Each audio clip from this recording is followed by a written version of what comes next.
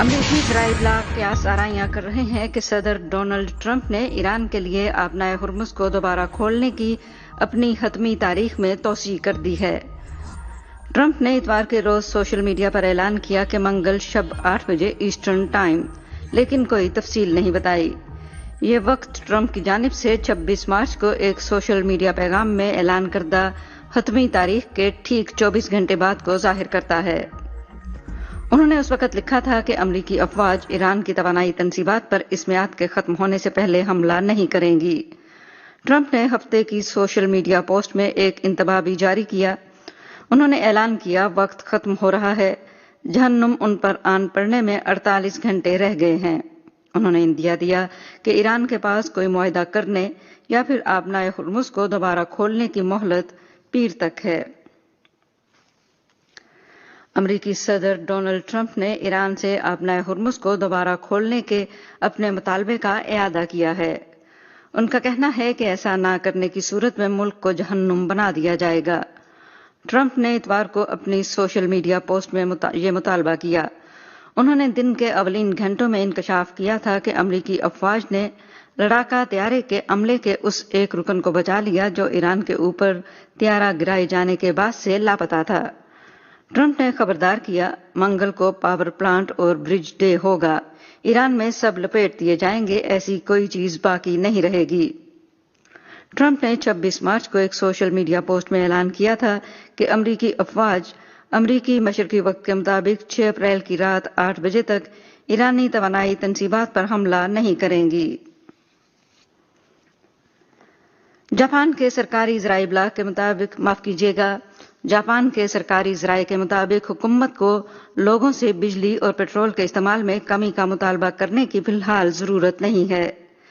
Japan اپنی خام تیل کی 90% سے زیادہ درآمدات کے لیے مشرق وسطی پر انحصار کرتا ہے، جس کا بڑا حصہ آبنائے ہرمز سے گزر کر آتا ہے۔ جاپان اس وقت متبادل راستوں سے خام تیل کی درآمد پر کام کر رہا ہے۔ متبادل طریقوں میں امریکہ سے ترسیل اور مشرق وسطی کے ایسے راستوں سے نقل و حمل شامل ہے جو آبنائے ہرمز سے دور ہیں۔ جاپانی حکومت نے اب پیش گوئی کی ہے کہ مئی میں وہ گزشتہ سال کی اسی مدت میں ملک کی درآمد کردہ سطح کے تقریباً 60% کے برابر مقدار حاصل کر سکے گی۔ حکومت کو یہ بھی توقع ہے کہ محفوظ ذخائر سے تیل کی فراہمی کے ساتھ ساتھ جاپان آئندہ سال کے اوائل تک اپنی ضروریات پوری کرنے کے لیے کافی خام تیل حاصل کر لے گا۔ وزیراعظم تاکائچی سانائے نے سوشل میڈیا پر وضاحت کی کہ جاپان کے پاس تقریباً 8 ماہ کے تیل کے ذخیرے ہیں اور متبادل راستوں سے درآمد کرنے کی کوششوں میں مسلسل پیش رفت ہو رہی ہے۔ انہوں نے زور دے کر کہا کہ جاپان پوری قوم کے لیے کافی مقدار حاصل کر رہا ہے۔ متعدد حکومتی ذرائع کا کہنا ہے کہ جاپان میں آئندہ کچھ عرصے تک ایسی ضرورت نہیں ہوگی کہ حکام بچاؤ کی مہم نافذ کرنے پر مجبور ہوں۔ ذرائع کا کہنا ہے کہ ملک میں اب تک طلب اور رسد کے درمیان توازن برقرار رہا ہے۔ تاہم حکمران اور حزب اختلاف کی جماعتوں کے کچھ ارکان کا کہنا ہے کہ اگر ایران کے گرد گرد کے حالات ایسے ہی آگے بڑھتے ہیں تو حکومت کو عوام کو یہ ترغیب دینے کی ضرورت ہوگی کہ بجلی اور پیٹرول کا استعمال کم کر دیں۔ حکومت یہ جائزہ لینے کا ارادہ رکھتی ہے کہ کون سے اقدامات ضروری ہو سکتے ہیں اور ساتھ ہی وہ ایران سے متعلق صورتحال میں پیش رفت پر قریبی نظر رکھے۔ خبر رساں ادارے رائٹرز کا کہنا ہے کہ یوکرین نے روس کے تیل کے بنیادی ڈھانچے پر ڈرونز کے ذریعے حملہ کیا ہے۔ دونوں ممالک ایک دوسرے کی توانائی تنصیبات پر حملے تیز کر رہے ہیں۔ رائٹرز نے اتوار کے روز یوکرین کی ڈرون فورسز کے ایک کمانڈر کے حوالے سے بتایا کہ انہوں نے مغربی روسی علاقے نزنی نووگورود میں ایک آئل ریفائنری کے ساتھ ساتھ بحیرہ بالٹک میں تیل برآمد کرنے والے ایک بڑے مرکز کو بھی نشانہ بنایا ہے۔ خطے کے گورنر نے بھی کہا کہ روس کی چوتھی بڑی آئل ریفائنری ڈرون حملے کی زد میں آئی ہے۔ یوکرین نے اس شعبے سے ماسکو کو ملنے والی فنڈنگ روکنے کی کوشش میں بار بار روسی تیل کے بنیادی ڈھانچے کو نشانہ بنایا ہے۔ مارچ کے اواخر میں صدر وولودیمیر زیلنسکی نے کہا تھا کہ کچھ شراکت داروں نے کیف پر زور دیا ہے کہ وہ روسی تیل کی تنصیبات پر حملے کم کرے۔ رائٹرز نے اطلاع دی ہے کہ یہ پیغام امریکی حکام نے پہنچایا ہے۔ ایران کے تنازع کے باعث انتہائی بلند ہونے والی تیل کی قیمتیں بظاہر ایک عنصر تھیں۔ کیف نے اس بات پر زور دیا ہے کہ ماسکو کو پہلے یوکرین کی توانائی کی تنصیبات کے خلاف اپنی جارحیت کو روکنا ہوگا۔ سرگئی لاروف نے کہا کہ روس کو خطے میں مسلسل بگڑتی ہوئی صورتحال پر شدید تشویش ہے۔ انہوں نے زور دیا کہ جاری جنگی کارروائیاں فوری طور پر روکی جائیں اور مسائل کے بنیادی اسباب کو حل کرنے کے لیے سیاسی و سفارتی راستہ اختیار کیا جائے۔ ان کا کہنا تھا کہ اقوام متحدہ کی سلامتی کونسل کو اس ضمن میں تعمیری کردار ادا کرنا چاہیے۔ روس اس مقصد کے لیے چین کے ساتھ قریبی رابطہ اور ہم آہنگی جاری رکھنے کا خواہاں ہے۔ وانگی نے کہا کہ چین اور روس کو اقوام متحدہ کے سلامتی کونسل کے مستقل ارکان کے طور پر حق و باطل کے معاملات میں انصاف کا مظاہرہ کرنا چاہیے، منطقی اور متوازن طرز عمل اپنانا چاہیے اور بین الاقوامی برادری سے مزید حمایت حاصل کرنے کی کوشش کرنی چاہیے۔ انہوں نے واضح کیا کہ چین ہمیشہ بین الاقوامی و علاقائی تنازعات کے حل کے لیے مذاکرات اور سیاسی ذرائع کی حمایت کرتا ہے۔ انہوں نے مزید کہا کہ مشرق وسطیٰ کی صورتحال بدستور خراب ہو رہی ہے اور جنگ کا دائرہ پھیل رہا ہے، جبکہ آبِ ہرمز میں جہاز رانی کے مسئلے کا بنیادی حل فوری جنگ بندی ہے۔ چین روس کے ساتھ مل کر سلامتی کونسل میں تعاون جاری رکھنے اور خطے میں کشیدگی کم کرنے کے لیے کوششیں جاری رکھے گا۔ اقوام متحدہ کے انسانی حقوق کونسل کے 61ویں اجلاس کا حال ہی میں جنیوا میں انعقاد ہوا۔ اجلاس میں چینی مندوب نے تمام فریقوں سے اپیل کی کہ وہ مشترکہ طور پر انسانی حقوق کی عالمی حکمرانی میں اصلاحات اور بہتری لائیں تاکہ انسانی حقوق کے شعبے کی صحت مند ترقی کو مزید فروغ دیا جا سکے۔ جنیوا میں چین کے مستقل مشن نے اجلاس کے موقع پر ہر ایک کے لیے قابل رسائی سہولیات کے موضوع پر ایک مکالمہ بھی منعقد کیا، جس کا مقصد چین کی جانب سے پیش کی گئی اقوام متحدہ کی تاریخ کی پہلی معذوری سے متعلق خصوصی قرارداد پر عمل درآمد کو آگے بڑھانا اور انسانی حقوق کی عالمی حکمرانی کو مزید بہتر بنانا ہے۔ جرمنی کے دارالحکومت برلن میں مقامی وقت کے مطابق 5 اپریل کو ایک احتجاجی مظاہرہ منعقد ہوا، جس میں سینکڑوں افراد نے مشرق وسطیٰ میں امریکہ اور اسرائیل کے اقدامات کے خلاف احتجاج کیا۔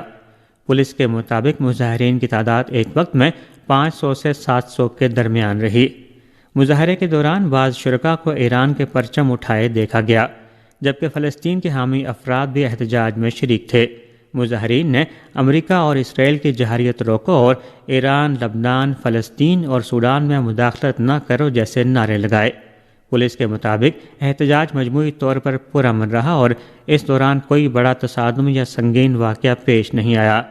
اطلاعات کے مطابق اسی ہفتے کے اختتام پر برلن میں اسی نوعیت کا دوسرا بڑا مظاہرہ تھا۔ اس سے قبل منعقد ہونے والی روایتی تعطیلات کی امن ریلی میں بھی مظاہرین نے اسی نوعیت کے بینرز اور علامتی نشانات کا اظہار کیا تھا۔ جاپان میں عوامی حلقوں نے حکومت کی جانب سے آئین میں ترمیم اور فوجی طاقت میں اضافے کے اقدامات کے خلاف احتجاج کیا ہے۔ مقامی وقت کے مطابق 5 اپریل کی شام دارالحکومت ٹوکیو کے علاقے ایکاروبا میں شہریوں نے ایک احتجاجی اجتماع منعقد کیا، جس میں بڑی تعداد میں افراد نے شرکت کی۔ مظاہرین نے جنگ کے خلاف اور آئین میں ترمیم کے خلاف نعرے لگاتے ہوئے کہا کہ وہ جاپان کے امن پسند آئین کو تبدیل کرنے کی کسی بھی کوشش کو مسترد کرتے ہیں۔ شرکاء کا کہنا تھا کہ آئین کو غلط سمت میں تبدیل کرنا ملک اور خطے کے لیے خطرناک ہو سکتا ہے۔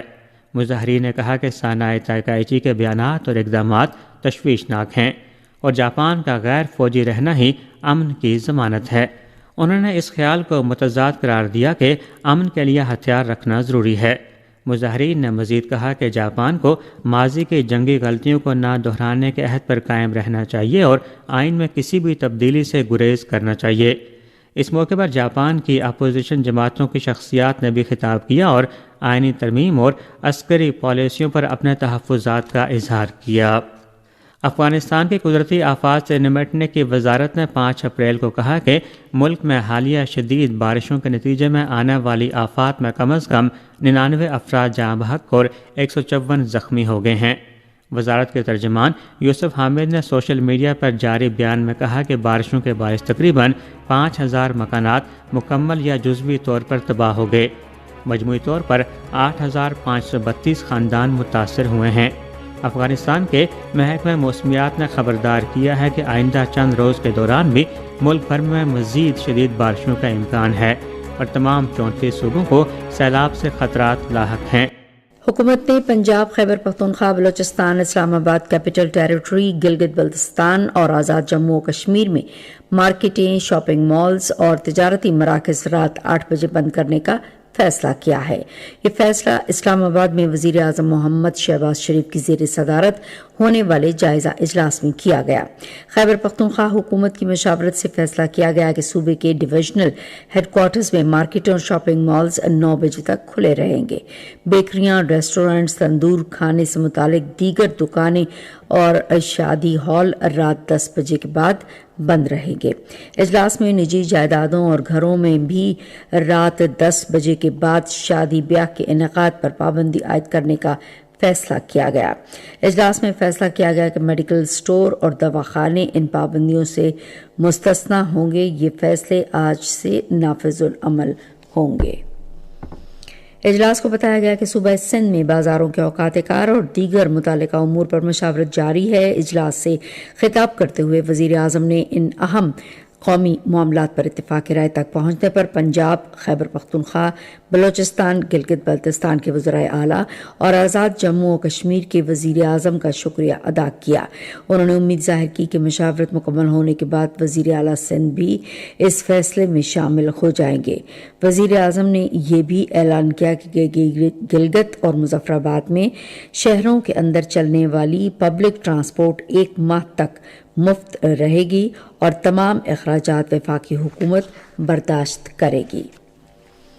عالمی یوم صحت آج منایا جا رہا ہے۔ اس سال دن کا موضوع ہماری صحت، سائنس کی پہچان ہمیں یاد دلاتا ہے کہ سائنس کا حقیقی مقصد انسانیت کی بھلائی کے لیے اس کے عملی اور بامعنی استعمال میں مضمر ہے۔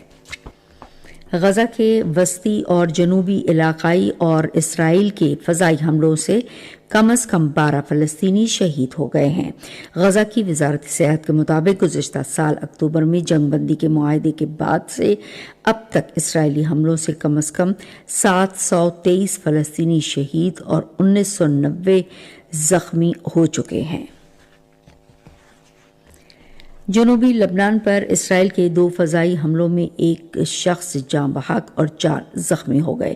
لبنان کی وزارت صحت نے کہا ہے کہ اسرائیلی فضائی حملوں میں ضلع سہور کے علاقے حمادیہ ضلع کے علاقے میفدون کو نشانہ بنایا گیا۔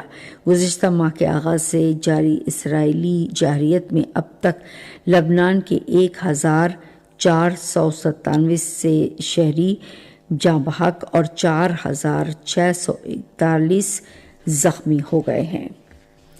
رات لاہور میں پاکستان سپر لیگ کے ایک میچ میں ملتان سلطانز نے راولپنڈیز کو 7 وکٹوں سے ہرا دیا۔ پہلے بیٹنگ کرتے ہوئے راولپنڈیز نے مقررہ 20 اوورز میں 8 وکٹوں کے نقصان پر 128 رنز بنائے۔ ملتان سلطانز نے 16.2 اوورز میں 3 وکٹوں کے نقصان پر ہدف حاصل کر لیا۔ پاکستان سپر لیگ کا اگلا میچ کل کراچی میں حیدرآباد کنگز مین اور پشاور زلمی کے درمیان کھیلا جائے گا۔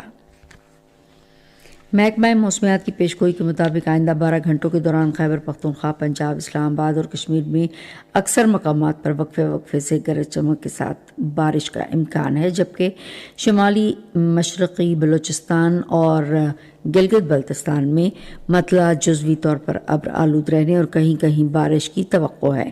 آج صبح ریکارڈ کیا گیا بعض شہروں کا درجہ حرارت: اسلام آباد اور Murree 5 degree centigrade, Lahore 20، Karachi 26، Peshawar 17، Quetta 9، Gilgit 10 اور Muzaffarabad 12 degree centigrade. Srinagar, Jammu, Pulwama, Anantnag, Shopian اور بارہمولہ میں مطلع ابر آلود رہنے اور بعض مقامات پر گرج چمک کے ساتھ بارش متوقع ہے، جبکہ لیہ میں مطلع جزوی طور پر ابر آلود رہے گا۔ آج صبح ریکارڈ کیا گیا درجہ حرارت: سری نگر، پلوامہ اور Shopian 7 degree centigrade, Jammu 17، Leh 0، Anantnag اور بارہمولہ میں 8 ڈگری سینٹی گریڈ ریکارڈ کیا گیا۔